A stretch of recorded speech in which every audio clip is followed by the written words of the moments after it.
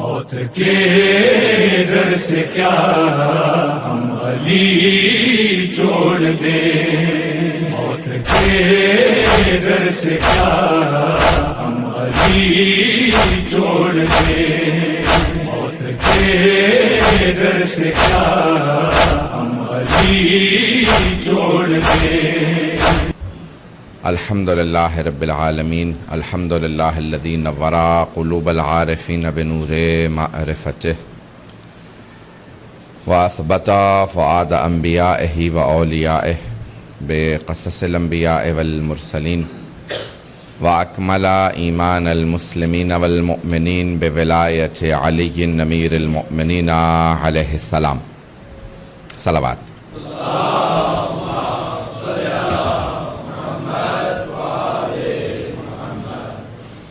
والصلاة والسلام والتحیۃ والاکرام علی افضل الموجودات العبد المؤید والرسول المسدد المصطفى الامجد المحمود الاحمد اعنی ابا القاسم محمد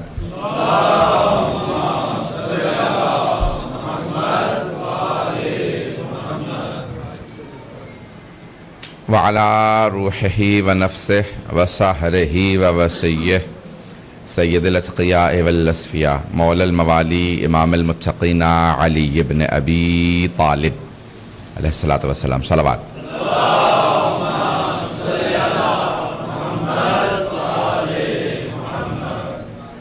وعلى اوصیائه لا سیما بقیت اللہ فی الارضین روحی و ارواح العالمین لتراب مقدمہ الفدا واللعنة الدائمة على أعدائهم أجمعين من الآن إلى قيام يوم الدين، أما بعد فقد قال الله الحكيم في كتابه الكريم بسم الله الرحمن الرحيم ومن يبتغي غير الإسلام دينا فلن يقبل منه وهو في الآخرة من الخاسرين، صدق الله العلي العظيم۔ صلوات۔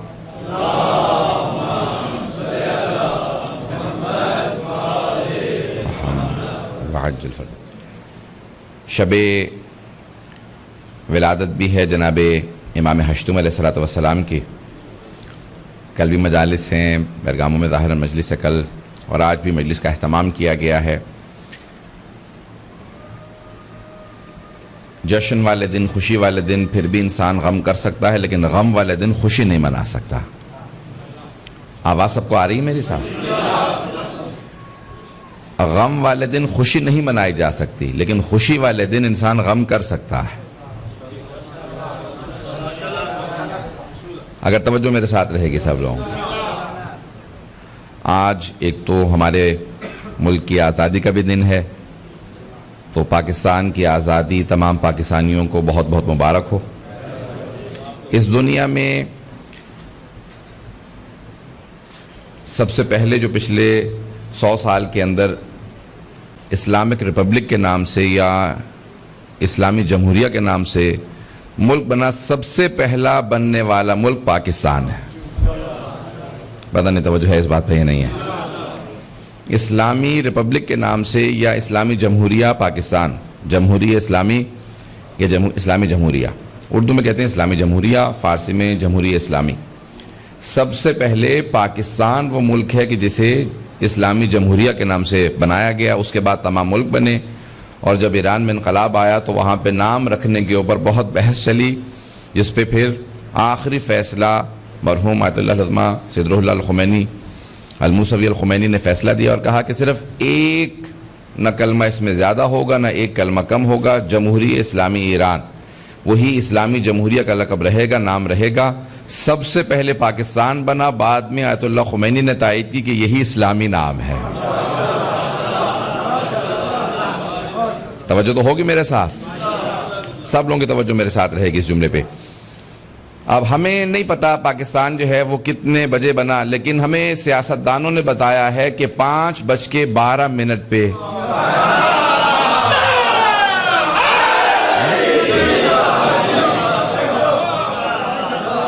جب وقت لکھا گیا تو 5:12 تھے، 14 تاریخ تھی، بنانے والے محمد علی فاطمہ تھے۔ صرف محمد علی نہیں تھے، توجہ ہو، صرف قائد اعظم محمد علی جناح نہیں تھے، محمد علی کے ساتھ ان کی بہن فاطمہ بھی تھیں، توجہ ہو۔ تو بنانے والے محمد علی فاطمہ بنا 14 اگست کو، بنا 5:12 پہ۔ تو اس سے اگر کوئی کہے شیعوں کو نکال دو، اسے کہ پہلے تو اپنا دین دیکھ، تو اپنے ملک کی تعمیر کا دن دیکھ، وقت دیکھ، شخصیت دیکھ، پھر اس کے بعد فیصلہ کر تجھے رہنا ہے یا نہیں رہنا۔ شیعہ تو یہاں رہیں گے۔ بنانے والے قائد اعظم محمد علی جناح، درست ہے کہ ایک آغا خانی اسماعیلی فیملی میں پیدا ہوئے تھے، لیکن 1911 میں ان کا خوجہ جماعت، بمبئی کی جماعت میں خوجہ شیعہ اثنا عشری جماعت کے اندر ممبرشپ فارم موجود ہے، جہاں پہ فارم انہوں نے پر کیا اور کہا کہ آج سے میں اعلان کر رہا ہوں کہ میں 12 کا ماننے والا ہوں۔ پتہ نہیں توجہ ہے یا نہیں۔ تو انہوں نے اعلان کیا تھا کہ میں 12 کا ماننے والا ہوں، اب جتنے بھی پاکستان میں بسنا چاہتے ہیں وہ کم از کم 12 کی مخالفت نہیں کریں گے۔ تو عزیزان گرامی، اس میں بے انتہا شیعوں نے قربانیاں دی ہیں، اور جتنا پیسہ اس میں شیعوں کا لگا، کسی کا نہیں لگا۔ آج چند شخصیات کا نام جلدی جلدی پیش کر دوں گا، کیونکہ آج پاکستان کا روز تاسیس ہے، جلدی جلدی اشارہ کر رہا ہوں تاکہ آپ بہت خود اعتمادی کے ساتھ کہہ سکیں، سر اٹھا کے کہہ سکیں میں پاکستانی ہوں اور میں شیعہ مسلمان ہوں۔ پاکستانی اور شیعہ مسلمان ہوں۔ ہمارا پہلا فریضہ ہے پاکستان کے اندر پاکستانی ہونے کی حیثیت سے، اس کا اگلا زینہ ہے مسلمان ہونے کی حیثیت سے، اور آخری مرحلہ ہے اہل بیت کا ماننے والا شیعہ ہونے کی حیثیت سے۔ ہم اپنی تینوں حیثیتوں سے کبھی انکار نہیں کر سکتے۔ ہمارا فریضہ ہے پاکستان ہونے کی، پاکستانی ہونے کی حیثیت سے ہم پاکستان کے فرائض ہیں، ہمارے گردنوں کے اوپر حق ہے پاکستان کا، اور ہماری مادر وطن ہے پاکستان، ہماری ماں ہے، ہماری دھرتی ہے، ہماری سرزمین ہے، اور حب الوطن من الایمان ختمی مرتبت کی حدیث ہے شیعہ سنی کتابوں میں کہ وطن کی محبت ایمان کی علامت ہے۔ اسلام میں نیشنلزم کا تصور نہیں ہے، انتہا پسندی کا، لسانیات کا، قومیات کا کوئی تصور نہیں ہے، لیکن وطن سے محبت ایمان کا جز ہے۔ پتہ نہیں بات واضح ہے یا نہیں۔ لسانی تعصب کا اسلام میں کوئی بھی لسانی تعصب کی کوئی گنجائش نہیں ہے، نسلی تعصب کی، رنگ کی، نسل کی، قومیت کی تعصب کی کوئی گنجائش نہیں ہے، لیکن اسلام نے اپنے وطن کی محبت کو ایمان کا جز قرار دیا۔ پیغمبر اسلام فرماتے ہیں کہ اتنی مدت ہو گئی مجھے مدینے آئے ہوئے، اس کا نام یثرب تھا، میری وجہ سے مدینۃ النبی رکھا گیا، لیکن مجھے آج بھی مکہ یاد آتا ہے، مجھے آج بھی مکہ یاد آتا ہے۔ حب الوطن من الایمان، پیغمبر اسلام نے کہا کہ کبھی انسان کے دل سے وطن کی محبت، اگر کوئی ملک کا خائن ہو، خیانتکار ہو، تو سمجھ لیجئے منافق ہے، اگر بات واضح ہو رہی ہو۔ میں پاکستان کی سیاست پہ زیادہ نہیں پڑھنا چاہتا، لیکن 2 باتیں صرف عرض کروں گا اور بات کو مکمل کر کے آگے بڑھ جاؤں گا۔ آج عزیزان گرامی، پاکستان کے اندر جتنے بھی حالات جو بنے ہیں اس کے اندر ہماری اپنی کوتاہیاں بہت زیادہ ہیں، پاکستانیوں کی اور اس کے اندر پھر شیعوں کی۔ اگر ہم متحد رہتے تو جس طرح سے پاکستان جب بنا تو اس وقت صرف 10% آبادی شیعوں کی تھی، اور شیعہ لیڈ کر رہے تھے، رہبری کر رہے تھے، اس وقت شیعہ رہبری کر رہے تھے اور سب شیعوں کے پیچھے قیادت میں چل رہے تھے۔ سب جانتے تھے، صرف اور صرف یہ جو تکفیری ہیں اس زمانے میں بھی کہتے تھے نہیں یہ قائد اعظم نہیں، کافر اعظم ہے، یہ نئی بات نہیں ہے۔ پتہ نہیں آپ لوگ گھبرا کیسے سن رہے جیسے سر مجھے ہی پتا۔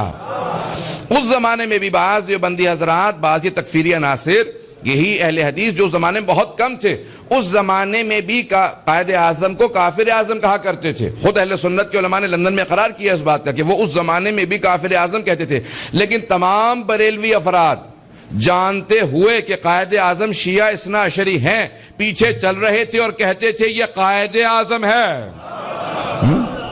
مانتے تھے کہ قائد اعظم ہے۔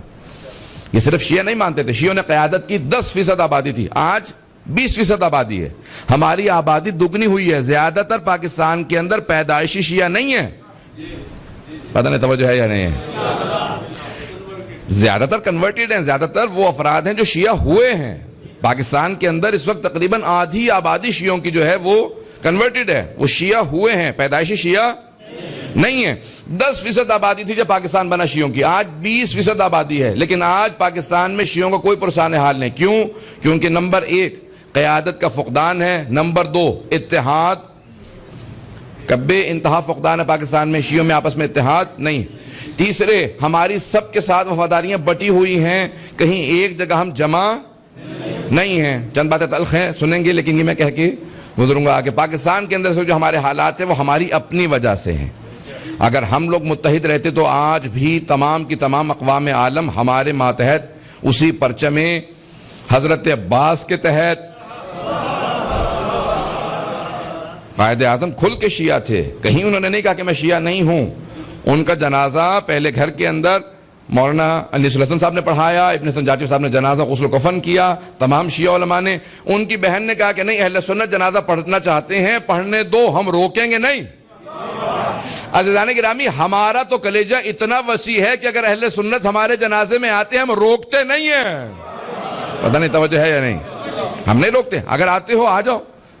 تو مرحومہ فاطمہ جناح نے جب تک زندہ رہیں 1964 تک مسلسل قائد اعظم کی مجلس کرواتی رہیں کہ نہیں وہ شیعہ تھے، ان کی مجلس ہوتی رہے گی، اور آج بھی مجالس قائد اعظم کی جاری رکھنی چاہیے تاکہ وہ افراد جو شبہ ڈالنے کی کوشش کرتے ہیں کہ وہ شیعہ نہیں تھے یا آغانی تھے، تاکہ انہیں واضح ہو جائے کہ قائد اعظم محمد علی جناح شیعہ اثنا عشری تھے، 12 اماموں کے ماننے والے شیعہ تھے۔ میرے پاس بے انتہا دلیلیں ہیں، یہ اب وقت نہیں ہے۔ آپ کی بانیان مجالس نے آج جو عنوان دیا ہے، مجلس امام جعفر صادق علیہ السلام کا عنوان دیا ہے۔ مجلس کا عنوان میں صرف مولانا سے تائید لے رہا تھا کہ مجلس کا عنوان ہے اور چھٹے امام اسلام کی۔ عزیزان گرامی، میں نے 4 دن مسلسل آپ کے سامنے، اور آج یہ 5ویں سلسلے کی 2 گھنٹے میں تقریباً آپ کے سامنے مطالب پیش کرتا رہا قرآن کی اس آیت سے متعلق کہ وَمَن يَبْتَغِ غَيْرَ الْإِسْلَامِ دِينًا فَلَن يُقْبَلَ مِنْهُ وَهُوَ فِي الْآخِرَةِ مِنَ الْخَاسِرِينَ، اور جو بھی خدا کی بارگاہ میں اسلام کے علاوہ کوئی اور دین لے کے آئے گا تو اس سے قبول نہیں کیا جائے گا۔ وَهُوَ فِي الْآخِرَةِ مِنَ الْخَاسِرِينَ، اور وہ آخرت میں خسارہ اٹھانے والوں میں ہوگا۔ توجہ ہے؟ وہ آخرت میں خسارہ اٹھانے والوں میں ہوگا۔ عزیزان گرامی، میں آج اگر مطالب پیش کروں، کل وہاں پہ پیش کروں گا تفصیل سے، امام رضا کے فضائل کو بہت تفصیل سے پیش کروں گا، ان کے تمام مناظروں کو پیش کروں گا جو آپ نے مختلف مذاہب کے ساتھ مناظرے کیے ہیں امام رضا نے، وہ میں پیش کروں گا کل وہاں۔ لیکن آج چھٹے امام علیہ السلام سے متعلق کچھ مطالب سن لیجیے، توجہ رہے گی لوگوں کی میرے ساتھ۔ یہ شاید آج مجھے حرارت محسوس ہے، یہ شاید گرمی آج زیادہ ہے نسبتاً گرمی، تو تھوڑا بہت میرے ساتھ چلیں گے۔ کہاں تک میں چل سکتا ہوں میں وہاں تک انشاءاللہ تعالی کوشش کروں گا کہ 1 گھنٹہ 1.25 گھنٹہ پیش کروں اگر پڑھ سکا تو۔ عزیزان گرامی، امام علیہ السلام ہمارے مکتب کے سردار ہیں، ہمارے مکتب کے سردار۔ توجہ ہے؟ آواز آ رہی ہے سب لوگوں کو؟ اسپیکر کی ظاہراً شاید آواز مجھے نہیں آ رہی ہے، اگر تھوڑی دیر میں ٹھیک ہو جائے گی۔ چلیں ٹھیک ہے، اب جو بھی دیکھ لیں اگر اس کو کوئی ٹھیک کر سکتا ہے۔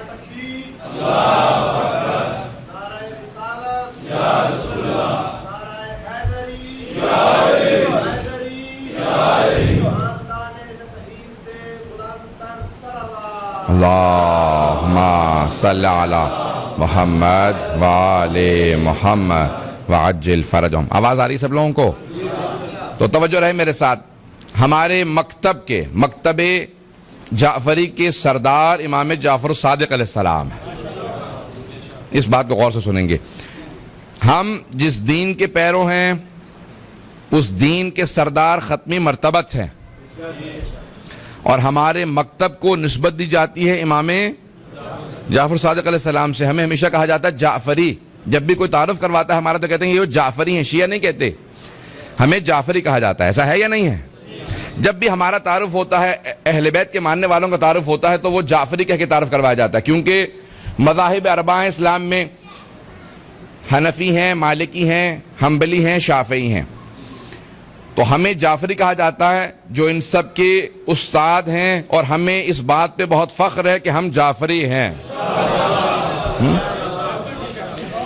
امام ابو حنیفہ شاگرد ہیں امام صادق علیہ السلام کے، 2 سال شاگرد رہے ہیں، اور انہوں نے خود فرمایا کہ لولا السنتان لہلک نعمان، اگر 2 سال نعمان ابن ثابت نے، امام ابو حنیفہ کا نام، ابو حنیفہ کنیت ہے، نام ہے نعمان ابن ثابت، وہ خود کہتے ہیں کہ اگر میں نے 2 سال امام صادق کی شاگردی میں نہ گزارے ہوتے تو میں ہلاک ہو جاتا۔ یہ جملہ نیا نہیں ہے آپ لوگوں کے لیے۔ تو آپ فرماتے ہیں کہ لولا السنتان لہلک نعمان، نعمان ہلاک ہو جاتا اگر 2 سال چھٹے امام کی شاگردی میں نے نہ گزارے ہوتے۔ تو وہ کہتے ہیں جو کچھ آج میرے پاس ہے وہ امام صادق کی شاگردی کا نتیجہ ہے۔ جو کچھ ہے امام ابو حنیفہ کے پاس جو امام اعظم کہلاتے ہیں، وہ کہتے ہیں جو کچھ ہے میرے پاس وہ امام صادق علیہ السلام کی شاگردی کا نتیجہ۔ آواز تو آ رہی ہے سب لوگوں کو؟ عزیزان گرامی، دوسرے امام ہیں ان کے امام مالک ابن انس، یہ بھی شاگرد ہیں۔ امام ابو حنیفہ صرف 2 سال شاگرد رہے ہیں، امام مالک کئی برس شاگرد رہے ہیں۔ امام شافعی امام مالک کے شاگرد ہیں، تو وہ امام جعفر صادق علیہ السلام کے شاگرد ہیں۔ امام احمد بن حنبل امام شافعی کے شاگرد ہیں، تو وہ امام صادق کے شاگرد ہیں۔ پتہ نہیں سلسلہ واضح ہے یا نہیں؟ تو جتنے بھی ائمہ ہیں، فقہ کے امام ہیں، وہ سب کے سب یا امام کے مستقیماً یا غیر مستقیماً شاگرد ہیں۔ آج جتنے مسلمان ہیں وہ سب کے سب مرہون منت ہیں امام صادق آل محمد کے،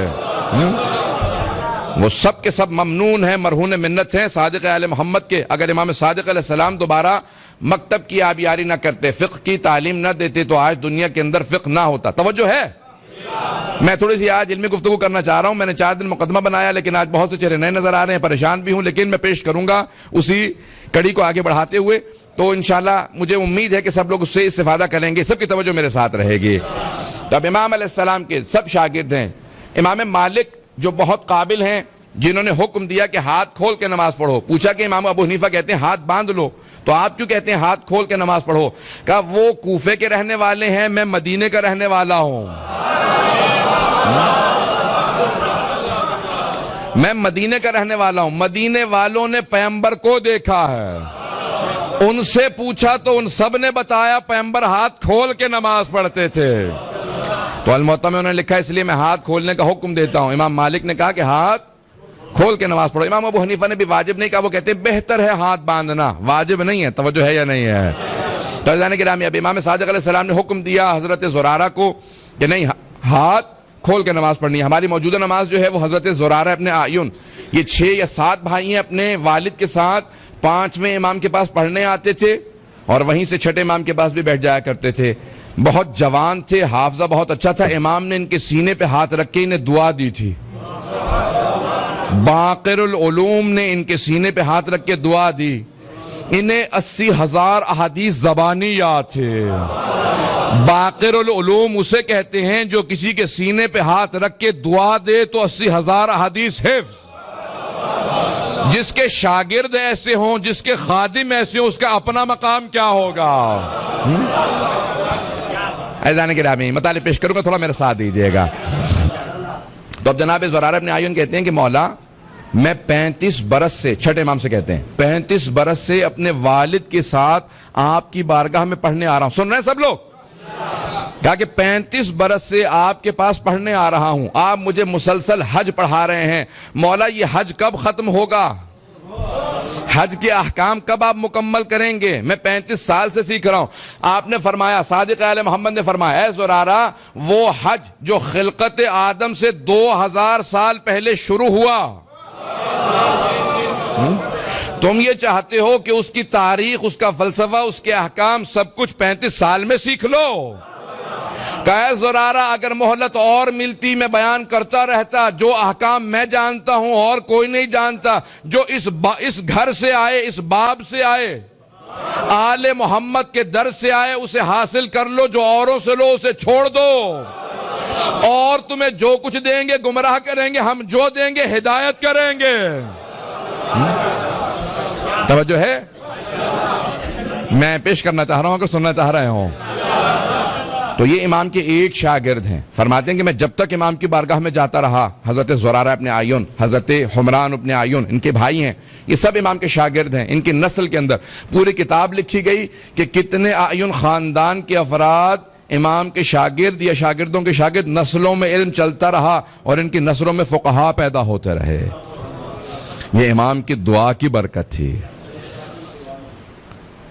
عزیزان گرامی، دوسرے شاگرد محمد ابن مسلم، میں تفصیل میں نہیں جا سکتا.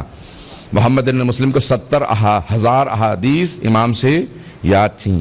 یہاں پہ ایک جملہ کہہ کے آگے بڑھوں گا، میں نے شاید یہ پہلے پیش کیا ہو کہ محمد ابن مسلم کوفے کے رہنے والے تھے. جب واپس چلے گئے تو مسجد کوفہ میں درس دیا کرتے تھے ممبر پہ.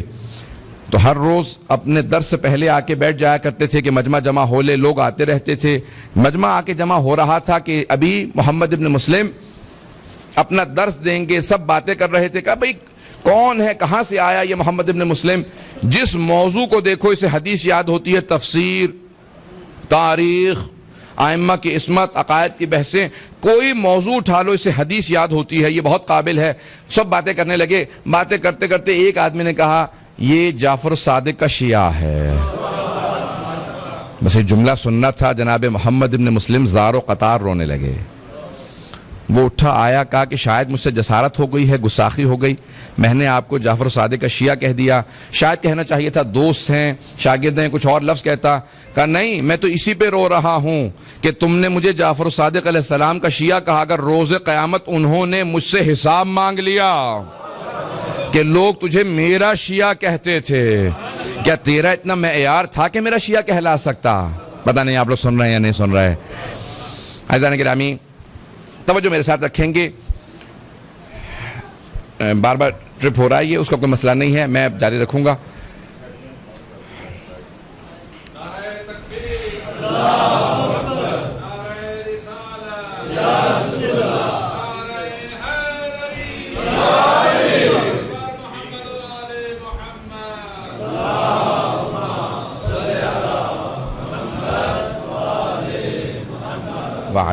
توجہ ہے لوگوں کی؟ آپ لوگ توجہ رکھیں کیونکہ وقت نہیں ہے. اب میں اس میں زیادہ وقت نہیں آپ کو ضائع کرنا چاہ رہا ہوں، میں بڑھتا رہوں گا آگے. عزیزان گرامی، امام کے 4,000 شاگرد ہیں. کتنے؟ 4,000 شاگرد ہیں. اب یہ الف بے پڑھنے والے شاگرد نہیں ہیں 4,000. اس بات کو غور سے سنیں گے. 4,000 شاگرد ہیں. آج ریسرچ تحقیق لکھی جاتی ہے نا، ریسرچ پیپر لکھا جاتا ہے، پی ایچ ڈی ہے، ایم فل ہے، یعنی تحقیقی جو مقالے لکھے جاتے ہیں. پی ایچ ڈی لکھی جاتی ہے، ماسٹرز کے بعد ایم اے کے بعد جو پی ایچ ڈی لکھی جاتی ہے، اس لیول کے امام کے 4,000 شاگرد ہیں. نہیں، میرا جملہ ضائع ہو گیا. نہیں، غور سے سنیں گے. عزیزان گرامی، میں لندن کی یونیورسٹی میں پی ایچ ڈی کرنا چاہ رہا تھا. میں نے وہاں پہ کہا کہ میرا یہ موضوع ہے، اس موضوع پہ میں پی ایچ ڈی کرنا چاہتا ہوں. انہوں نے کہا ہمارے پاس کوئی سپروائزر نہیں ہے اس موضوع پہ. اتنا بڑا ڈپارٹمنٹ ہے، اتنی بڑی فیکلٹی ہے آپ کے پاس، اتنے پروفیسرز ہیں، ایک آدمی آپ کے پاس سپروائز کرنے کے لیے نہیں. ریسرچ تو تحقیق تو میں نے لکھنی ہے، صرف سپروائز کرنا ہے اسے. توجہ، اسے صرف سپروائز کرنا ہے، تحقیق تو میں لکھوں گا. انہوں نے کہا نہیں، ہمارے پاس اس موضوع پہ کوئی ایسا محقق موجود نہیں ہے جو سپروائز کر سکے پی ایچ ڈی کو. توجہ ہے؟ اتنی بڑی یونیورسٹی جہاں 20,000 سے زیادہ اسٹوڈنٹ موجود ہیں، ایم اے کے، بی اے کے، پی ایچ ڈی کے، اتنے زیادہ ڈپارٹمنٹس ہیں، فیکلٹیز ہیں. توجہ ہے؟ اور ہر ڈپارٹمنٹ میں، ہر فیکلٹی میں کئی پروفیسر ہیں. پڑھانے والے بھی سینکڑوں کی تعداد میں، پڑھنے والے ہزاروں کی تعداد میں. کئی موضوعات پڑھائے جا رہے ہیں، پھر بھی سب کی تسکین قلب نہیں ہو رہی، علمی آبیاری نہیں ہو رہی.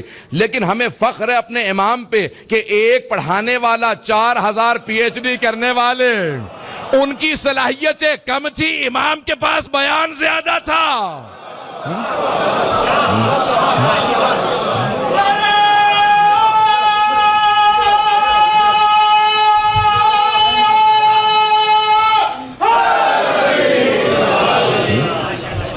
توجہ ہے؟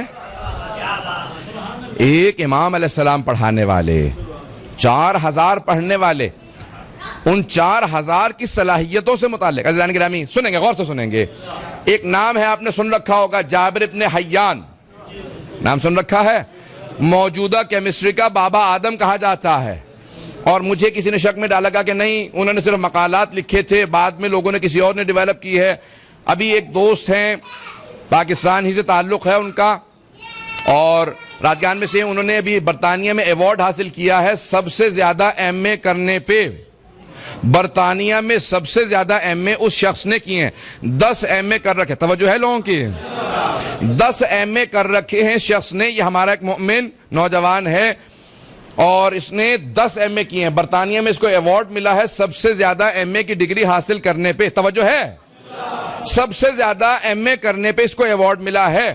اور فرحت نام ہے, راجہ فرحت کے نام سے, چلیں مجھے اتنا چیخنا نہیں پڑے گا, راجہ فرحت کے نام سے یہ نوجوان, اس نے بہت محنت کی ہے. توجہ ہے عزیزان گرامی, راجہ فرحت کے نام سے فرحت حسین, اس نے آواز بے شک کم کر دیں کیونکہ بہت زیادہ ہو گئی ہے.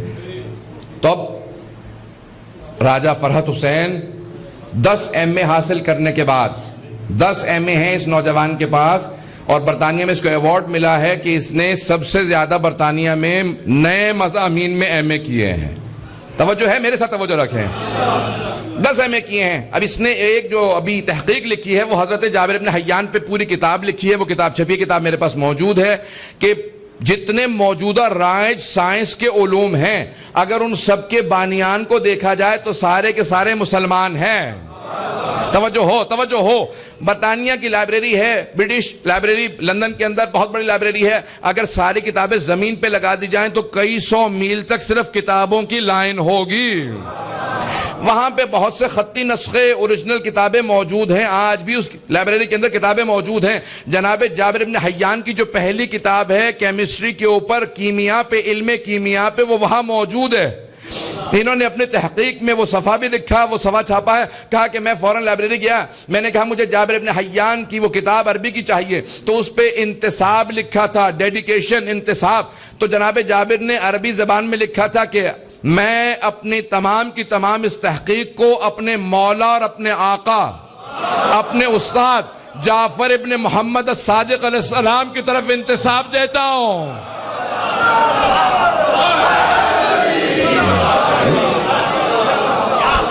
اب میں نے جو کچھ لکھا ہے یہ ان کی تعلیم کا نتیجہ ہے. جو میں نے لکھا, تحقیق میری ہے, تعلیم ان کی ہے. یہ ایک شاگرد ہے جس کے 4000 ایسے شاگرد ہوں. پتہ نہیں توجہ ہے یا نہیں ہے. علم کلام میں امام کے شاگرد, فقہ میں امام کے شاگرد, دوسروں کے بھی جتنے اساتید ہیں امام ہیں وہ امام کے شاگرد. جب امام مالک سے پوچھا گیا کہ آپ بتائیے آپ نے جعفر صادق کو کیسا پایا, کہا میں جب بھی ملنے گیا میں نے انہیں 3 حالتوں میں دیکھا, یا نماز پڑھ رہے تھے, یا روزے سے تھے, یا قرآن پڑھ رہے تھے.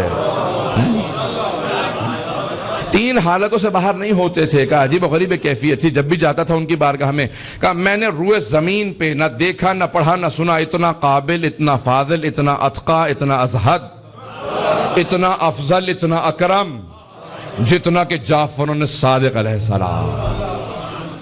امام مالک کہتے ہیں کہ میں نے اپنی زندگی میں نہ دیکھا نہ پڑھا نہ سنا اتنا علم و فضل کے اندر کمالات پہ فائز جتنے امام صادق علیہ السلام. کہا کہ کبھی بھی کسی بادشاہ کے روب میں نہیں آتے تھے.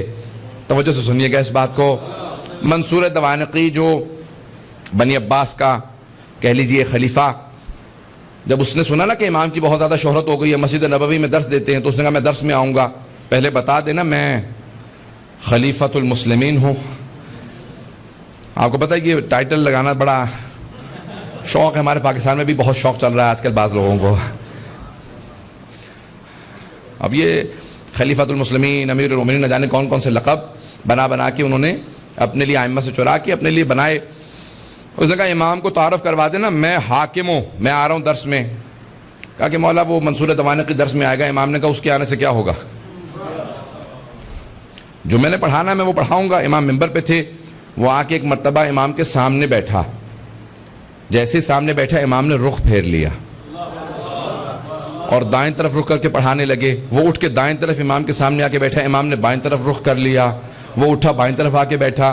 پھر ایک مرتبہ کہا کیا بات ہے, آپ توجہ نہیں دیتے, میں آپ کا امیر ہوں. توجہ, آپ توجہ نہیں دیتے, میں آپ کا امیر ہوں, میں اس وقت حاکم ہوں. امام نے کہا سن, اگر تیری امارت کو مانتا تو میں منبر پہ تیری اجازت کے بغیر نہ آتا. میں تجھے نہ مانتا ہوں نہ تجھے تسلیم کرتا ہوں. کہ یہ آپ کو بات بہت مہنگی پڑے گی. امام نے کہا تو جو کرنا چاہتا ہے کر لے, میں خدا کی بارگاہ میں سرخرو ہوں. بات کو سنیں گے. اگر بات کو غور سے سنیں گے سب لوگ. امام نے کہا میں خدا کی بارگاہ میں سرخرو ہوں. اس نے فوراً جانے کے بعد دربار میں کہا کہ مجھے اس کے مقابلے میں ایک اور امام بنانا ہے. لوگوں نے کہا کس کو لے کے آئے گا؟ اتنا کوئی قابل ہوگا تو اس کے مقابلے پہ آئے گا. اور اس نے کہا قابلیت کی ضرورت نہیں ہوتی. نہیں صرف سوائے مولانا کہ کسی نے لطف نہیں لیا اس جملے کا. سب کی توجہ ہو میرے ساتھ, میں جملہ پیش کر رہا ہوں. اس نے خود کہا, اس نے کہا کہ مشہور ہونے کے لیے, مقبول ہونے کے لیے قابلیت کی ضرورت نہیں ہوتی, پروپیگنڈے کی ضرورت ہوتی ہے. کیسے کیسے لوگوں کو اہل بیت کے مقابلے میں لا کے, نہیں کیسے کیسے لوگوں کو لا کے مقبول کر دیا گیا پروپیگنڈے کے ذریعے. کہا کہ ایک کوئی ایسا تلاش کرو ان کے مقابلے میں لے کے آنا چاہتا ہوں, کوئی ایسا جو امام بن سکے, میں اس کو امام بناؤں گا. کیا کہ نہیں, ان کے مقابلے میں کوئی نہیں آ سکتا. کہا تلاش کرو. کہا ہم نے ہر جگہ دیکھ لیا ہے, ہم پہلے تجھ سے سوچ چکے ہیں اس معاملے پہ. کہا پھر کیا ہے معاملہ؟ کہا اس کے شاگرد بہت قابل ہیں. کہا پھر انہی کے شاگردوں میں کسی ایک کو تلاش کرو. پتہ نہیں توجہ ہے یا نہیں. ایک شاگرد کو تلاش کرو جس کے اندر انانیت ہو, جس کے اندر اپنے آپ کو منوانے کا شوق ہو. کہ اسے میں ہر طرح سے پیسے بھی دوں گا, بہت بڑے بڑے عناوین دوں گا, قاضی القضات چیف جسٹس بن جائے گا. یہ چیف جسٹس نہ جانے کیسی وبال ہے, جسے یہ عنوان لگ جاتا ہے اس کا دماغ ویسے ہی خراب ہو جاتا ہے. تو اس نے کہا کہ بھئی میں اس کو چیف جسٹس بنا دوں گا, کتاب چھپواؤں گا, بہت زیادہ اسے پیسہ دوں گا, کسی بھی طریقے سے اس کو کسی طریقے سے بھی لے آؤ, کوئی بھی آدمی. تو انہوں نے کہا کہ ہاں ایک ہمیں مل گیا. کیا کون ہے؟ کہا شاگرد اس کا ہے اور وفادار بھی ہے, لیکن اس کے اندر جراثیم پائے جاتے ہیں گمراہ ہونے کے. پتہ نہیں توجہ ہے یا نہیں. اور وہیں سے پھر امام مالک کو اٹھایا گیا, دعوت دی گئی. اب اچھا دیکھیں, دعوت کھانا جو ہے نا وہ محل کے اندر جا کے بادشاہ کی بارگاہ کے اندر, یہ بڑے بڑے لوگوں کو گمراہ کرنے کے لیے کافی ہوتا ہے. میں بادشاہ کے پاس انوائٹڈ ہوں, فوراً پہنچ گئے. سن رہے ہیں؟ فوراً پہنچے, بادشاہ نے دعوت کھلائی. دعوت کے بعد پھر ایک مرتبہ موڈ اس طرح سے بننے لگا, چلنے لگے. کہا اچھا بھائی ہم تمہاری کتاب چھپوانا چاہتے ہیں. کہا امام صادق علیہ السلام موجود ہیں, استاد موجود ہیں. کہا نہیں تم بہت قابل ہو, تمہاری کتاب چھپوا دی جائے گی. اب اس کو تھوڑا بہت شک ہونے لگا کہ بھئی کیا, کیوں کتاب چھپوا دی جائے گی؟ کہ تمام کے تمام حکومت اسلامی کے فیصلے آپ کی کتاب کے مطابق ہوں گے, اس لیے سب سے پہلے چھپنے والی کتاب, حتیٰ بخاری سے پہلے الموطا ہے, موطا امام مالک کا چھپوا دی جائے گی. قاضی القضات بنایا جائے گا, ٹائٹل. انہوں نے کہا نہیں. کہ امام صادق کے مقابلے میں اپنا فقہ رائج کرو. کہ نہیں ان کے مقابلہ نہیں کروں گا. ایسا نہیں ہے کہ فوراً چلے گئے, اٹھ کے واپس آ گئے. آہستہ آہستہ ان کو بار بار بلایا گیا, بار بار ان کو دوبارہ آہستہ آہستہ اس راستے پہ چلایا گیا کہ آپ کو امام کے مقابلے میں اپنا فقہ رائج کرنا ہے. اس نے کہا اچھا پھر اگر یہ ٹائٹل بھی مل جائیں, کتاب کے متعلق یہ ہو جائے, میرا لقب یہ لکھا جائے تو میں تیار ہوں. عزیزان گرامی, انسان بعض اوقات امام کے مقابلے میں آ جاتا ہے اگر نفس کی اصلاح نہ کرے. اپنے نفس کی اصلاح بہت ضروری ہے. توجہ ہے؟ کوئی بات بری تو نہیں لگ رہی ہے؟ میں کہہ رہا ہوں کہ یہ تاریخ ایسی ہے, ہماری اتنی تلخ تاریخ ہے مسلمانوں کی, کہ انسان جتنا دیکھتا چلا جائے گا اتنا ہی پشیمان اور شرمندہ ہوتا چلا جائے گا. اتنے قابل ہوتے ہوئے انہوں نے فوراً ایک راستے سے گمراہی کا اپنے لیے سامان کر لیا. امام نے بلا کے تنبیہ بھی کی کہ باز آ جا, اس کا تجھے بہت نقصان ہوگا. لیکن مولا کتاب چھپ رہی ہے, میں نے زیادہ تر کوشش کی ہے کہ آپ کے نظریات کے مطابق ہو. امام نے کہا سارے نظریات اولاً میرے نہیں ہیں, دوسرے جتنی تو نے لکھی ہے بات تیری صلاحیت سے بالاتر ہے, لکھتا میری بات ہے, نام اپنا رکھتا ہے. ایسے کام نہ کر جس کی وجہ سے تجھے دنیا میں بھی نقصان ہو, آخرت میں نقصان ہو. ہمارے مقابلے میں مت آ. اہل بیت علیہ السلام معصوم کا درجہ کچھ اور ہوتا ہے, معصوم عصمت کبریٰ کے مالک ہیں, معصوم سے مقابلہ نہیں کیا جا سکتا. توجہ ہے لوگوں کی؟ عزیزان گرامی, اس طرح سے باقاعدہ مکتب کی آبیاری کی گئی نئے مقابلے میں. اگر سننا چاہیں تو میں آگے پڑھوں گا. اب تھوڑے سے تلخ باتیں ہیں یہ جو پیش کر رہا ہوں, لیکن تاریخ ہماری یہی ہے مسلمانوں کی. مسلمانوں کی تاریخ یہی ہے, ہم کیا کریں, مجبور ہیں. امام ابو حنیفہ عراق واپس چلے گئے. انہوں نے جانے کے بعد وہاں پہ پورا اپنا ایک مکتب شروع کر دیا, پڑھانے لگے. چھٹے امام علیہ السلام عراق زیارات پہ گئے. ہماری زیارت جو وارثہ آج ہے, یہ چھٹے امام علیہ السلام جب زیارت پہ گئے تھے تو حضرت صفوان ابن جمال سے یہ روایت نقل ہے کہ چھٹے امام نے ان الفاظ سے زیارت پڑھی تھی. انہوں نے فوراً پوچھا کہ مولا یہ الفاظ لکھ لوں؟ امام نے کہا لکھ کے مجھے دکھا دے تاکہ میں تصحیح بھی کر دوں. الفاظ آگے پیچھے نہ کرنا، صرف معصوم سمجھتا ہے دوسرے معصوم کو مخاطب کیسے کرنا. پتہ نہیں توجہ ہے یا نہیں ہے. پھر امام نے زیارت عاشورہ لکھوائی، دعائے علقمہ لکھوائی. یہ ساری جناب صفوان جمال سے زیارات ہیں. سب کی توجہ ہو میرے ساتھ. حضرت صفوان جمال کہتے ہیں امام آئے، امام نے باقاعدہ زیارات کا بتایا، کون سی زیارت کہاں پہ ہے، کس مقام پہ کس طرح سے بیٹھنا، کہاں پہ کون سی نماز پڑھنی ہے. توجہ ہے. پھر حضرت صفوان کہتے ہیں امام میرے ساتھ کوفے گئے، مسجد کوفہ میں آپ مقام امام صادق علیہ السلام موجود ہے. مسجد سہلہ گئے. اس کے بعد ایک مرتبہ نجف اشرف گئے، وادی السلام. زیارات کرتے کرتے بتانے لگے یہاں ہود و صالح ہیں، سارے بتائیں. ایک ایسے مقام پہ گئے کہ وہاں پہ زیارت کرنے کے بعد 40 قدم تک صادق آل محمد نے پشت نہیں کی. نہیں کہا اپنی پشت نہیں کی، الٹے قدم چلتے رہے. امام نے پشت نہیں کی، 40 قدم تک امام پشت پہ چلتے رہے. میں نے فوراً پوچھا کہ مولا آپ نے جو تعظیم یہاں کی ہے کسی مقام پہ نہیں کی، یہاں کس کا روضہ ہے؟ کہا کہ صفوان اعلان نہ کرنا، یہاں ہمارے جد امجد علی ابن ابی طالب کا روضہ ہے. کہا مولا اگر اجازت دے تو ایک نشان بنا لوں اپنے لیے تاکہ مجھے یاد رہے، خاص خاص شیعوں کو لے کے آیا کروں گا. امام نے کہا اجازت ہے. پہلی مرتبہ امیر المؤمنین کے روضہ اطہر کی اگر زیارت کی اجازت ملی تو صادق آل محمد کے زمانے میں ملی ہے، خاص خاصیوں کو. پھر 8ویں امام علیہ السلام کے زمانے میں اعلان عام ہوا. سب کی توجہ ہے؟ سننا چاہ رہے ہیں سب لوگ؟ وقت گزر گیا، میں نے توجہ نہیں کی، وقت بہت تیزی سے گزر گیا. تو جانے گرامی اب امام نے وہاں پہ اعلان کیا. اب امام وہاں پہ بھی جب گئے تو مختلف زیارات کی تعلیم دے رہے ہیں، مختلف علوم کی آبیاری کر رہے ہیں، شاگردوں کی تربیت کر رہے ہیں. امام نے فوراً بلایا، کہا ذرا بلاؤ، ذرا میرے جو شیعہ آنا چاہتے ہیں ان کو ملنے کے لیے اجازت دو. آنے لگے. ایک مرتبہ کسی نے کہا مولا کوئی ابو حنیفہ نامی آدمی دروازے پہ آیا. امام نے کہا ان سے کہو واپس چلا جائے. توجہ کیجئے گا. ان سے کہو واپس چلا جائے. میں توہین نہیں کر رہا ہوں، میں تاریخ کو پیش کر رہا ہوں، بڑے احترام سے نام لے رہا ہوں اور میں کوئی بھی کسی کی دل آزاری کا قصد نہیں رکھتا. سب کی توجہ ہو میرے ساتھ. امام نے کہا کہ ان سے کہو کہ واپس چلے جائیں. اتنے میں جب کہا کہ واپس چلے جائیں تو کچھ اور شیعوں نے پیغام بھیجا، کہا امام سے کہو کہ یہ شیعہ ملنے کے لیے آئے ہیں. امام نے کہا کہ ٹھیک ہے ان کو آنے کی اجازت دے دو. توجہ ہے؟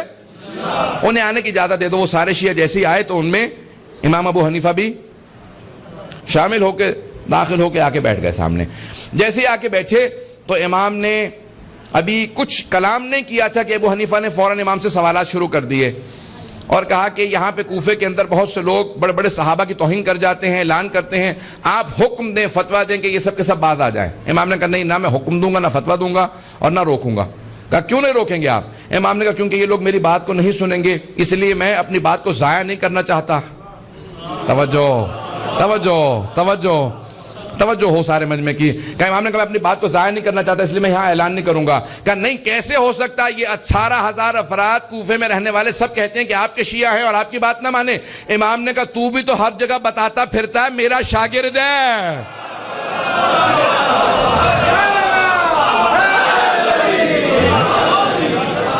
تو ہر جگہ بتاتا پھرتا میرا شاگرد ہے، میرا ماننے والا ہے، کیا تو میری بات کو مانتا ہے؟ کہاں میں آپ کی باتوں کو مانتا ہوں، ہمیشہ میرے متعلق کہتے رہتے میں باتوں کو نہیں مانتا. امام نے کہا ابھی میں نے تجھے اجازت دی تھی اندر آنے کی.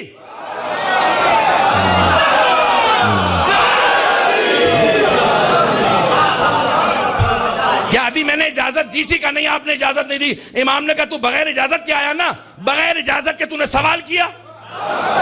میں اپنے انداز سے پیش کر رہا ہوں. امام کے کلام کو جب پیش کرتا ہوں جذبات ویسے ہی بلند ہو جاتے ہیں. امام نے کہا بغیر اجازت کے تو آیا، بغیر اجازت کے سوال کیا، بغیر اجازت کے بولے چلا جا رہا ہے. جب تو نہیں سنتا شاگرد ہو کے تو کیا توقع رکھتا ہے کہ سارا ملک میری باتیں سنتا پھرے گا؟ نہ میں روکوں گا، نہ میں حکم دوں گا، جو جس کی توہین کرتا رہے. امام نے کہا میں نے سنا کہ تو بھی فتوے دینے لگا. توجہ ہو. امام نے کہا میں نے سنا کہ تو بھی فتوے دینے لگا. کہا کہ ہاں فتویٰ دیتا ہوں. امام نے کہا اچھا بتا مجھے کہاں سے فتویٰ دیتا ہے؟ تو کیا قرآن کے محکم و متشابہ میں تمیز کرتا ہے؟ تجھے محکم و متشابہ کا پتا ہے؟ کہاں پتا ہے؟ امام نے کہا ناسخ و منسوخ کو جانتا ہے؟ توجہ ہے. کہا ناسخ و منسوخ کو جانتا ہے؟ کہا جانتا ہوں. امام نے کہا مدنی مکی میں تمیز رکھتا ہے؟ کہا تو کیا شان نزول سے متعلق جانتا ہے، تعویل و تفسیر میں فرق کرتا ہے؟ اس نے کہا سب جانتا ہوں۔ امام نے کہا اچھا میں سوال کرتا ہوں، جواب دے، وقت نہیں ہے کہ تفصیل میں جا سکوں۔ امام نے ایک مرتبہ سوال کیا، اس نے کہا ایک اور سوال کر لیجیے، یہ والا جواب میرے ذہن میں نہیں ہے۔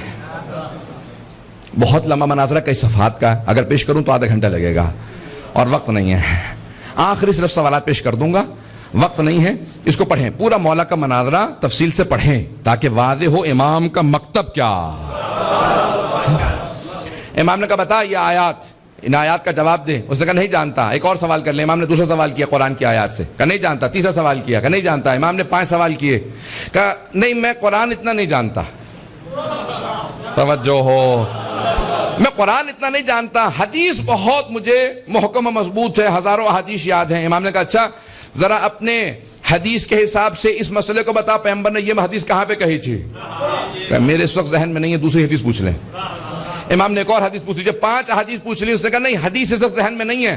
امام نے کہا اچھا قرآن و حدیث سے جب نہیں بتاتا کہاں سے فتویٰ دیتا ہے؟ کہ جب قرآن و حدیث میں نہیں پاتا تو میں قیاس کرتا ہوں، قیاس کرتا ہوں۔ امام نے کہا ذرا اپنے قیاس سے بتا، زنا زیادہ بڑا گناہ ہے یا قتل؟ اس نے کہا قتل زیادہ بڑا گناہ ہے۔ امام نے کہا اچھا یہ بتا، اگر تو قیاس کو صحیح مانتا ہے اور کہتا ہے کہ قتل زیادہ بڑا گناہ ہے تو قتل میں اللہ نے 2 گواہ مانگے ہیں، زنا میں 4۔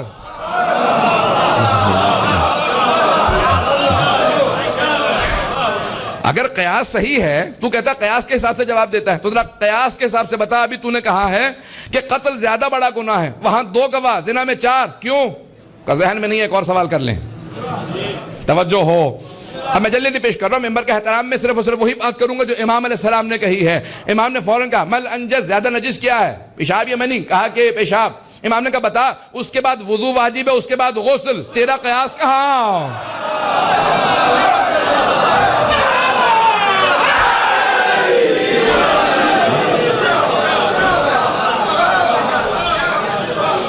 امام نے قیاس سے متعلق اتنے سوالات کیے۔ امام نے کہا بتا اپنے قیاس کے حساب سے، قرآن و سنت کو نہ دیکھنا، قیاس کے حساب سے ذرا بتا نماز افضل ہے یا روزہ؟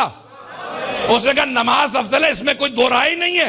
امام نے کہا اپنے قیاس کے حساب سے بتا، خاص ایام میں مستورات کی نمازیں ساقط، روزے کی پھر بھی قضا واجب۔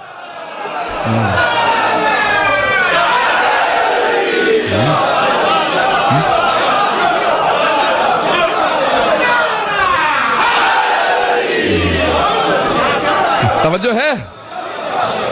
امام نے کہا ایک اور مسئلہ پوچھ لوں؟ کہا آپ جتنے چاہیے پوچھ لیجئے، میرا ذہن تیار ہو رہا ہے آہستہ آہستہ، آپ بھی تیار ہو جائیے۔ ایک مرتبہ امام نے کہا اچھا تو کہتا ہے نا شریعت کے اندر قرآن میں ہے اگر چور چوری کرے السارق والسارقۃ فاقطعوا ایدیہما، ہاتھ کاٹ دو چور کا، چاہے مرد ہو چاہے عورت، ہاتھ کاٹ دو۔ کہا کتنے درہم پہ؟ کہا کم از کم 50 درہم چرائے ہوں۔ شریعت محمدی میں حکم ہے، پیغمبر نے حکم دیا کم از کم 50 درہم چرائے ہوں تو ہاتھ کاٹ سکتے ہیں، جبکہ ہاتھ کاٹنے کا قصاص 500 ہے۔ ویسے کوئی ہاتھ کاٹ دے تو 500 درہم دینے پڑتے ہیں، غلطی میں کسی کا ہاتھ کاٹ دوں مجھے پھر بھی اس کا قصاص دینا پڑے گا 500 درہم، اور 50 درہم چرانے پہ ہاتھ کاٹ دیں۔ کہا بتا قیاس کے حساب سے شریعت نے ایسا حکم کیوں دیا؟ کہ ان میں سے کوئی مسئلہ ذہن میں نہیں ہے۔ امام نے کہا سن، میں کبھی تجھ سے سوال نہ کرتا اگر تو خود حماقت نہ کرتا میری بارگاہ میں آنے کے۔ تو چھپا پھرتا رہتا، جہاں مرضی فتوے دیتا رہتا، میں خاموش رہتا۔ جب تو آیا میری بارگاہ میں تو نے جسارت کی سوال کیا، میں نے اس لیے سوالات کیے تاکہ سب پہ واضح کر دوں جعفر ابن محمد اور ابو حنیفہ شیر و شکر نہیں تھے، مسلک الگ الگ تھے، مشرب الگ الگ تھے۔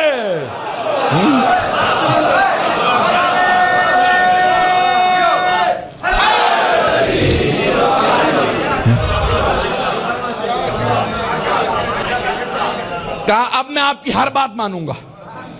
میں نہیں کہہ رہا ہوں، میں پہلے ہی سے تابع ہوں۔ اس نے کہا میں آپ کی ہر بات مانوں گا، آپ جو کہیں گے میں آپ کی بات مانوں گا۔ امام نے کہا تو جھوٹ کہتا ہے، تو نہیں مانے گا۔ توجہ سے سنیے گا، امام نے کہا تو یہاں سے اٹھ کے جا گا، سن اذا افتیت، اگر تو فتویٰ دیتا ہے تو ہلکت و ہلک، تو خود بھی ہلاک ہوگا اور جو تیری پیروی کرے گا اسے ان سب کو ہلاک کر دے گا. کہا آج سے آپ سے وعدہ، آج کے بعد سے فتویٰ نہیں دوں گا. امام نے کہا جھوٹ کہتا ہے، دنیا کی محبت تیرے دل میں اتنی رچ بس چکی ہے، تو یہاں سے اٹھ کے باہر جائے گا، پھر میری توہین کرے گا، پھر کہے گا فتویٰ دوں گا. کہا نہیں. ایک مرتبہ اٹھ کے باہر گیا، سارے کہنے لگے مولا اتنی تنبیہ کی اثر ہوگا؟ امام نے کہا جو کہہ چکا وہ سامنے کہا، پیچھے سے نہیں. توجہ، میں نے پیچھے نہیں کہا، اس کے سامنے اس کے منہ پہ کہا میں جانتا ہوں یہی کچھ ہوگا. کیا ہوا؟ اسی مہینے اس نے کہا یہ بزرگ ہو چکے ہیں، ایسی ہی باتیں کرتے رہتے ہیں، ہمیشہ مجھے ڈانٹتے ہی رہتے ہیں. حضران گرامی، کبھی ایسا نہ ہو، امام کی ڈانٹ محبت کی ڈانٹ ہوتی ہے. کہیں ایسا نہ ہو کہ انسان امام علیہ السلام کا بوجھ اپنے دل میں رکھ لے، نفرت رکھ لے. جتنے مکتب ہیں وہ اپنی دوبارہ اصلاح کریں کہ ہم آیا آل محمد کے تابعدار ہیں یا نہیں. پتہ نہیں بات واضح ہو رہی ہے نہیں ہو رہی؟ توجہ ہے لوگوں کی میرے ساتھ؟ وقت گزر رہا ہے، میں تھوڑا سا وقت لینا چاہ رہا ہوں. عزیزان گرامی، امام علیہ السلام واپس آئے، آنے کے بعد شاگردوں کی تربیت کو جاری رکھا. 4000 شاگرد. امام سے پوچھا کہ مولا آپ کے 4000 شاگرد ہیں، حسین ابن علی کے 72 ماننے والے تھے، انہوں نے قیام کیا تھا یزید کے خلاف، آپ بنو عباس کے خلاف قیام کیوں نہیں کرتے؟ امام نے کہا یہ جو 4000 میرے ہیں نا، حسین کے 72 جیسے نہیں ہیں. شاگرد ہیں کہ ان میں بہت کم ایسے ہیں جیسے وہ 72 تھے. اس نے کہا نہیں مولا، سفر لگ رہا مولا کو اس نے ٹوکا. اس نے کہا نہیں مولا ایسا نہیں ہے، ان 72 جیسے ان 4000 میں بہت سے ہیں. امام نے مسکرا کے دیکھا. امام نے کہا اچھا ذرا تو کوئی مثال دے دے، کون ہے کوئی ایک آدھی مثال دے. اس نے کہا میں خود. توجہ ہے، واقعہ آپ کو سنا ہوا ہے. اس نے کہا میں خود ان 72 جیسا ہوں جو کربلا میں گئے تھے. امام نے کہا اچھا ان جیسا ہے؟ سامنے دیکھ رہا ہے تندور ہے، ذرا اس میں کود جا. اس نے کہا مولا میرے چھوٹے چھوٹے بچے ہیں، میرے پہ رحم کھائیں آپ. امام نے کہا بس میں یہی کہہ رہا تھا. کہ کیا مطلب؟ یعنی وہ کربلا میں جو آنے والے تھے ایسے تھے؟ امام نے کہا نہیں، اس سے بھی بالا تر تھے. اتنے میں حضرت ہارون مکی آئے. امام نے یہ نہیں کہا کہ بحث اس سے چل رہی ہے، ہارون مکی کا کیا ربط ہے. امام نے فوراً ان کا تعارف کروایا. کہا ہارون مکی؟ کہا مولا حکم. کہا سامنے تندور دیکھ رہے ہو؟ کہا جی مولا. کہا اس میں کود جاؤ. انہوں نے یہ نہیں کہا کہ مولا بحث اس سے ہے، میرا قصور کیا ہے. کہا مولا آپ کا حکم ہے، یہی تندور میرے لیے جنت ہے. فوراً کودے اور صرف چھلانگ نہیں لگائی بلکہ وہ جو اس کا ڈھکنا تھا نا وہ فوراً اپنے ہاتھ سے بند کر لیا. ہاتھ سے ڈھکنا بند کر دیا. امام نے فوراً وہ جو سوال کرنے والا تھا کہا ایسے کتنے ہیں؟ کہا ایسے تو 20 بھی نہیں ہوں گے اس مدینے میں، آپ کے شاگردوں میں ایسے 20 بھی نہیں ہوں گے. امام نے کہا مجھے ایسے اگر 20 بھی مل جائیں تو میں قیام کروں گا. کہا ایسے 20 بھی مل جائیں.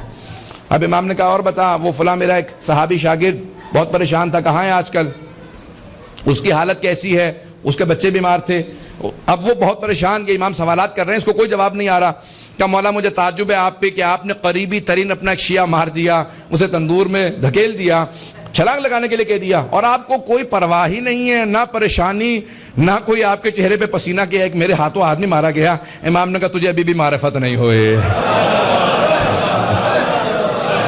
تو ابھی بھی بے معرفت ہے، آ ذرا میرے ساتھ. امام آگے بڑھے، اپنے ہاتھ سے ڈھکنا ہٹایا. جیسے ہی ڈھکنا ہٹایا تو دیکھا وہ آگ گلزار بن چکی تھی، وہ سب پھول بن چکے تھے. ایک مرتبہ امام نے کہا ہارون مکی باہر آ جاؤ. کہا مولا یہ کیسے ہوا؟ اس نے سوال دوبارہ کیا کہ یہ کیسے ہو گیا؟ امام نے کہا اگر ابراہیم اذن پروردگار سے نمرود کی آگ میں چلا جائے تو آگ گلزار ہو جائے، یہ تو صادق آل محمد کی آگ تھی. کہ یہ میرے شیعہ کو کبھی نقصان نہیں پہنچا سکتے. کہ وہ بھی اگر چلے جائیں تو گلزار ہو جاتی ہے. عزیزان گرامی ہمیں تندوری شیعہ چاہیے. پتہ نہیں بات پہنچی ہے نہیں پہنچی ہے. تندور کھانے والے نہیں، آنکھیں بند کر کے امام کے فرمان پہ تندور میں اتر جانے والے. اگر بات پہنچی ہو، مجھے نہیں معلوم بہت پہنچی ہے یہ نہیں. عزیزان گرامی ہمیں اس طرح کے شیعہ اہل بیت علیہ السلام کے میں خدا کی قسم کھا کے کہتا ہوں کہ میں یہ خطابت نہیں کر رہا، میں اپنی عقیدت پیش کر رہا ہوں کہ اگر آج صاحب الزمانہ علیہ السلام کا ظہور ہو، میں ہاتھ نہیں چوموں گا، میں ان کے قدموں کو چوموں گا، میں ان کے نعلین کو چوموں گا. اور یہ کوئی بھی میں خطابت نہیں کر رہا ہوں، جوش خطابت نہیں، میں اپنی عقیدت کو دل سے پیش کر رہا ہوں کہ امام علیہ السلام کے نعلین مبارک کو چوموں گا. انسان کو کبھی ذہن میں شبہ نہیں آنا چاہیے ان کی عظمت پہ. جس کے ذہن میں تعلی آنے لگے بس اسی کا زوال شروع ہو جاتا ہے. جھکنے والوں ہی کو یہ ترقی عطا کرتے ہیں، نواز سے انہی کو ہیں جن میں انکساری پائی جاتی ہے. کبھی بھی ذہن میں کبر و نخوت نہ آنے دیں. عزیزان گرامی، جناب صادق اہل محمد کے بڑے بڑے شاگرد تھے. بڑے بڑے شاگرد ایسے ہیں جو امام کی بارگاہ کے اندر جب آتے ہیں اس طرح سے بیٹھتے ہیں کہ جیسے ایک آقا کے سامنے غلام بیٹھتا تھا. توجہ ہے؟ تھوڑی سی دیر اور چلیں گے. میں صرف ایک واقعے کی طرف اشارہ کروں گا. میں اتنے ذہن میں مطالب لے کے آیا تھا صادق علیہ محمد علیہ السلام کے کہ اگر کتابیں کی کتابیں لکھی جائیں، مرحوم آیت اللہ سید محمد کاظم القزوینی نے 16 جلدیں لکھی ہیں امام صادق علیہ السلام پہ. 16 جلدیں لکھی. سید اسد حیدر نے 4 جلدیں لکھی ہیں، الامام الصادق والمذاہب الاربعہ. علماء نے جتنا کچھ کہا کہ آج ہمارے پاس ہے وہ اس مکتب کے اندر صادق آل محمد سے ہے. سن رہے ہیں سب لوگ اور سننا چاہ رہے ہیں؟ عزیزان گرامی، صرف ایک واقعے طرف اشارہ کروں گا. امام کے ایک شاگرد ہیں، واقعہ آپ کو سنا ہوا ہوگا، مجھے صرف ایک نتیجہ دینا ہے اگر میں وہ پہنچا پاؤں نتیجہ. حضرت ہشام ابن حکم کے نام سے امام کے ایک شاگرد ہیں جو علم کلام میں بہت دسترس رکھتے ہیں امامت کے موضوع پہ.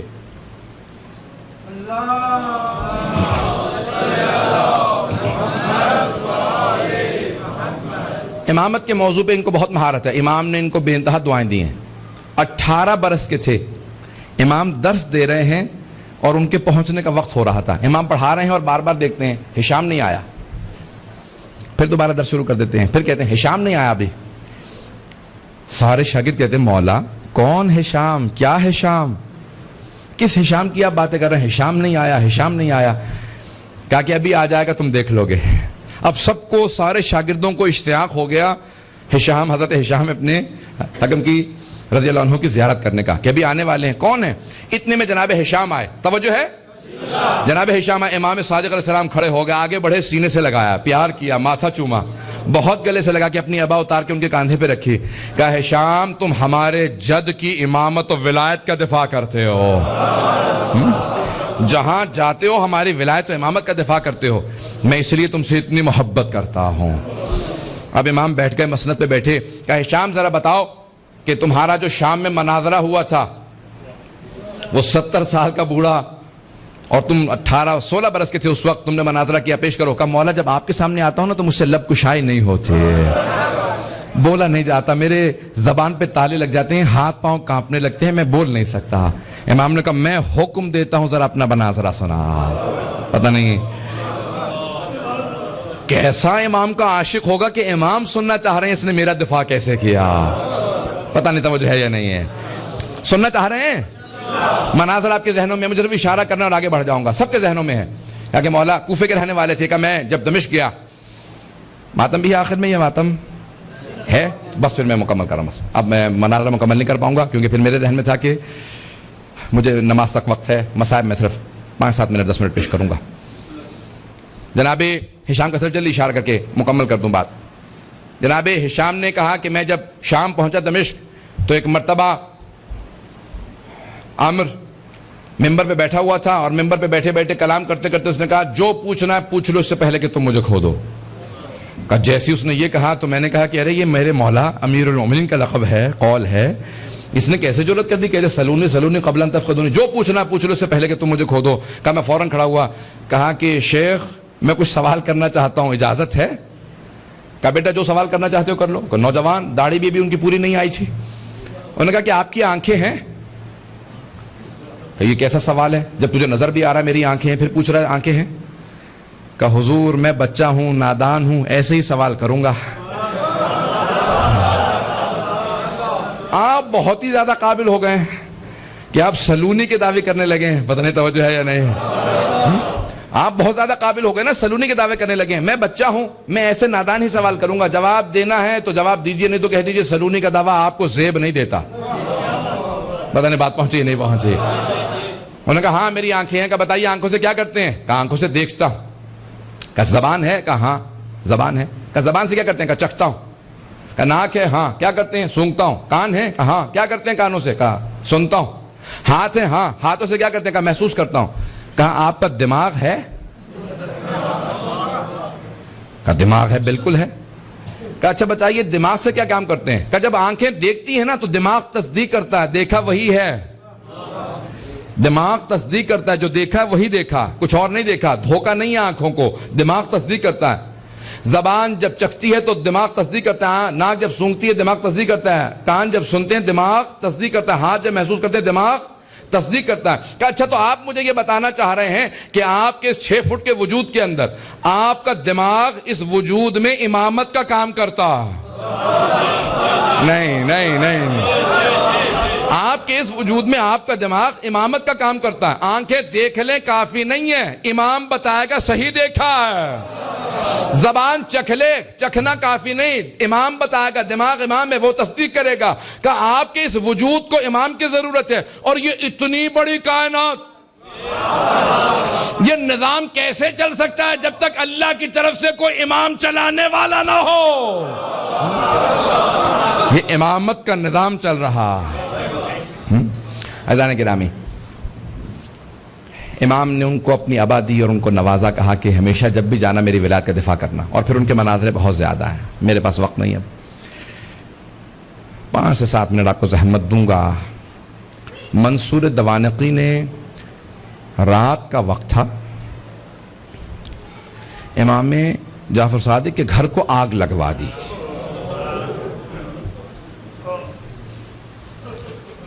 آج کل آپ نے دیکھا روشنیاں ہوتی ہیں، پانی کا نظام کچھ اور ہے.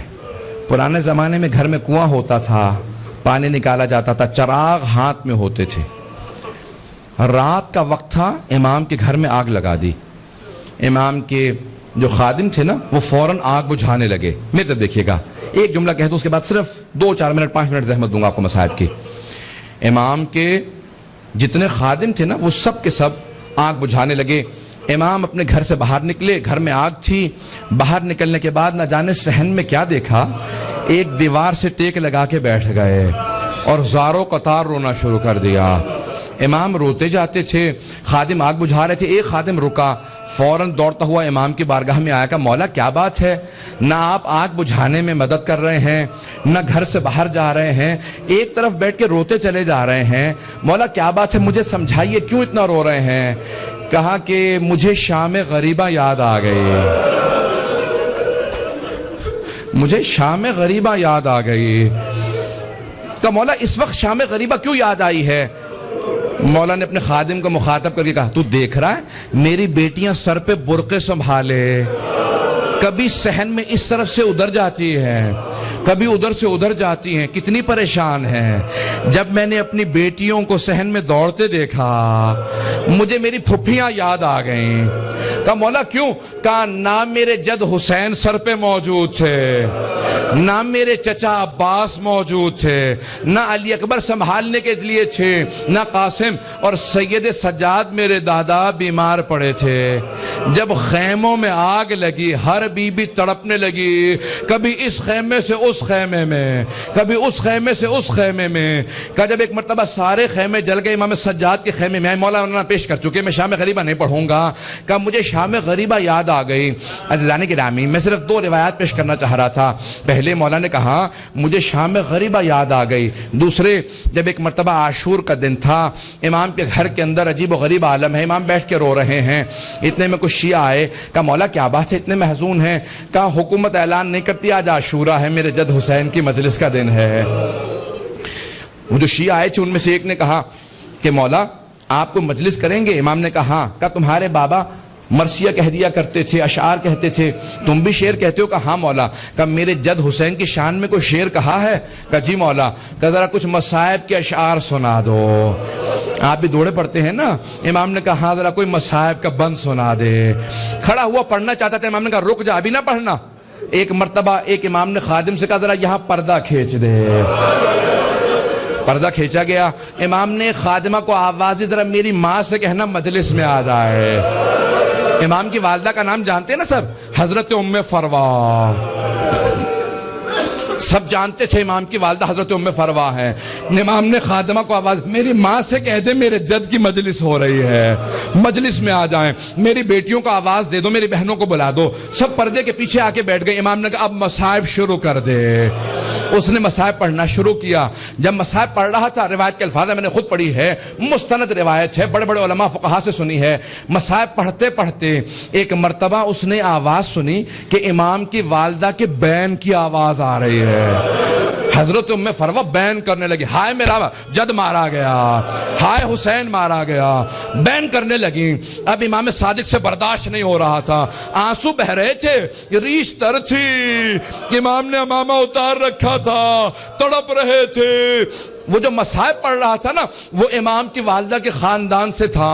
اس نے مخاطب ہو کے کہا اے ام فروا اگر آپ زیادہ روئیں گی نا تو آپ کا بیٹا جعفر الصادق آپ کو دلاسا دینے آئے گا، آپ کو سینے سے لگائے گا، آپ کے آنسوؤں کو صاف کرے گا، آپ کی چادر کو سنبھال کے رکھے گا.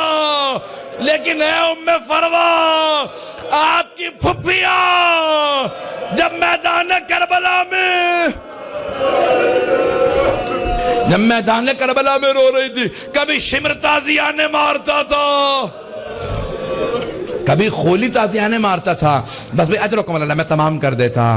ایک مرتبہ روایت کے الفاظ یہ سارے مدینے والے امام صادق کے دروازے پہ جمع ہو گئے. نہ جانے کیا ہو گیا، اس بلند آواز سے سب رو رہے ہیں. سب دروازے پہ آ گئے. امام نے دروازے کی طرف اشارہ کیا. امام نے کہا الباب الباب، دروازہ بند کر دو، دروازہ بند کر دو. پوچھا مولا کیا بات ہے؟ کہا میرا چھوٹا سا بیٹا بے ہوش ہو گیا. کسی نے پوچھا یہ کون سا بیٹا؟ کہا موسیٰ کاظم.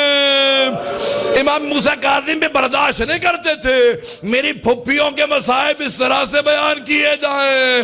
رونے کے اوپر پابندی تھی. اجرکم اللہ. بس بھئی میں نے تمام کر دیا. ایک روایت کے چند جملے پیش کروں گا. آج کس کو پرسہ دیں گے؟ آپ نے امام صادق کی مجلس رکھی ہے نا، دو اماموں کو پرسہ دیں گے. ایک 12ویں امام علیہ السلام کو پرسہ دیں گے اور ایک اس امام کو پرسہ دیں گے جس کا جنازہ پل بغداد پہ پڑا رہا. امام زمانہ کہتے ہیں میرا سلام و میرے جد موسیٰ کاظم پہ کہ جس کا جنازہ اٹھانے کے لیے 4 مزدوروں کو پیسے دیے گئے. 4 مزدوروں نے پیسے لیے جنازہ اٹھایا. کہا 5واں ان کے سامنے چلتا جاتا تھا اور نعرہ لگاتا جاتا تھا ماتا امام الرفضہ، رافضیوں کا امام مر گیا. کہا جب پل بغداد میں دھوپ میں لاشا پڑا تھا امام رضا پہنچے. کہا ہٹ جاؤ میرے غریب بابا کے لاشے پہ، میں مدینے سے آیا ہوں. آج ذرا مل کے کہیں گے اے مولا آپ کو پرسہ دینے آئے. کس کا؟ صادق آل محمد آپ کے بابا کا. پیش کروں؟ آخری جملے سن لیجئے. بس بھئی منصور دوانقی ملعون نے امام کو زہر بھجوایا. کیسے دلوایا؟ جب ایک مرتبہ سادات حسنی کو گرفتار کرنے لگے، 60 سے زیادہ ایک مرتبہ سادات کو گرفتار کیا. امام کے کان میں آواز پڑی. محلہ بنی ہاشم اکٹھے تھا نا، سارے بنی ہاشم اکٹھے رہتے تھے. امام کے کانوں میں آواز گئی. کہا ارے ان سادات حسنی پہ اتنے پہلے ظلم ہو چکے ہیں، دوبارہ انہیں قید کیوں کیا جا رہا ہے؟ امام اپنے گھر سے باہر نکلے. سر پہ امامہ نہیں تھا، پاؤں میں نالین نہیں تھے. بڑی تیزی سے آگے بڑھتے ہوئے امام نے روکنا شروع کیا. کہا رک جاؤ. سب کے ہاتھوں میں زنجیریں تھی، پاؤں میں بیڑیاں. بنی عباس کی فوج تھی، سب کو دستگیر کر کے گرفتار کر کے لے جا رہی تھی. امام نے کہا رک جاؤ. امام حسن مجتبیٰ کی نسل پہ بڑے ظلم ہوئے ہیں. ایک مرتبہ کسی ملعون نے ایک تازیانہ اٹھایا. تازیانہ اٹھانا تھا، امام کی پشت پہ تازیانہ مارا. امام کا کرتا چاک کیا اور دوبارہ 2-3 تازیانے مارے. امام زمین پہ آئے. اس وقت امام بزرگ تھے. بس میں اس سے زیادہ نہیں پڑھ سکتا. امام نے پلٹ کے ایک مرتبہ ایک جملہ کہا کہ ہم نہیں چاہتے ہمارے جد کے حرم میں خون بہایا جائے، اس لیے ہم اپنے شیعوں کو جنگ کی اجازت نہیں دیتے. تم اس بات کا ناجائز فائدہ اٹھاتے ہو۔ ایک مرتبہ کسی نے کسی تازیانے کے اندر زہر ملایا، بس امام کا جو زخم تھا اسی زخم کے اوپر تازیانہ لگا۔ امام نے آواز دی مجھے میرے گھر واپس لے جاؤ۔ ایک مرتبہ سارے بیٹوں نے اٹھایا امام کو گھر لے گئے۔ اب میرے طرف دیکھیے گا، میں آخری جملہ پیش کر رہا ہوں، میں نے مصاحب تمام کر دیا۔ مولا آپ کے بیٹے آپ کو اٹھا کے گھر لے آئے۔ ایک بیٹا بار بار رخسار پہ رخسار کو رکھتا تھا، بار بار کہتا تھا میرے بابا کو پانی پلا دو ذرا، مولا کربلا میں آ کے دیکھے۔ ایک 72 کے لاشیں اٹھا کے لانے والا بھوکا پیاسا ذوالجناح کی پشت سے زمین پہ آ رہا ہے۔ الا لعنت اللہ علی القوم الظالمین وسیعلم الذین ظلموا ای منقلب ینقلبون۔ بس میں وقت نہیں تھا کہ میں تفصیل سے پیش کرتا، ہاتھوں کو بلند کریں گے، 2 جملے دعا کے پیش کروں گا۔ پروردگارا، واسطہ امام جعفر صادق کے اس تابوت کا بڑی تعظیم سے اٹھایا گیا، ہزاروں کا مجمع تھا، سب کاندھا دینا چاہتے تھے، ہاتھوں پہ تابوت چل رہا تھا کہ ایک مرتبہ جنت البقیع تک پہنچا۔ امام موسیٰ کاظم علیہ السلام نے بڑی تعظیم سے شان و شوق سے کہا ہٹ جاؤ، میرے دادا کے پہلو میں میرے بابا کی قبر کو تیار کرنا۔ بڑی تعظیم سے قبر مطہر میں اتارا گیا۔ میرا دل کہتا ہے کہ امام صادق بہت رو کے کہتے ہوں گے اے میرے بیٹے موسیٰ کاظم، آج بڑی تعظیم سے مجھے تو دفنا دیا، لیکن میری نگاہوں میں آج بھی میرے جد حسین کا لاشا ہے کہ میرے دادا سید سجاد لاشے کے ٹکڑوں کو کیسے